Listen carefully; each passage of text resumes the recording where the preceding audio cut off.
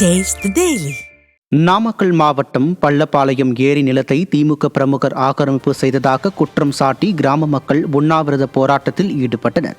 வேலக்கவுண்டன்பட்டி அருகே 24 ஏக்கர் பரப்பளவு கொண்ட பள்ளப்பாளையம் ஏரியை திருச்செங்கோட்டைச் சேர்ந்த முன்னாள் திமுக கவுன்சிலர் மாதேஸ்வரன் என்பவர் ஆக்கிரமித்து சீமை கருவேல மரங்களை அகற்றும் பணி நடைபெற்று வருகிறது. இந்த நிலையில் பள்ளப்பாளையம் ஏரியை ஆக்கிரமித்ததை கண்டித்து 100க்கும் மேற்பட்ட கிராம மக்கள் உண்ணாவிரத போராட்டத்தில் ஈடுபட்டதுடன் 2 பொக்லைன் இயந்திரம் மற்றும் லாரியை சிறைப்பிடித்தனர். விடியா ஸ்டாலின் ஆட்சியில் பொதுமக்கள் பயன்படுத்தி வரும் ஏரியை ஆக்கிரமிக்கும் அளவுக்கு அதிகாரிகள் துணை போவதாக கிராம மக்கள் குற்றம் சாட்டினர்.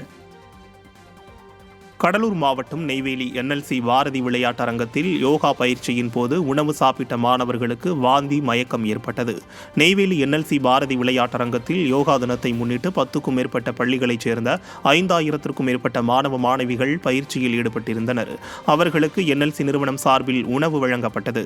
அதனை சாப்பிட்ட மாணவர்கள் பள்ளிக்கு சென்ற நிலையில் தனியார் பள்ளி மாணவர்கள் 30க்கும் மேற்பட்டோருக்கு வாந்தி மயக்கம் ஏற்பட்டு மயங்கி விழுந்தனர்.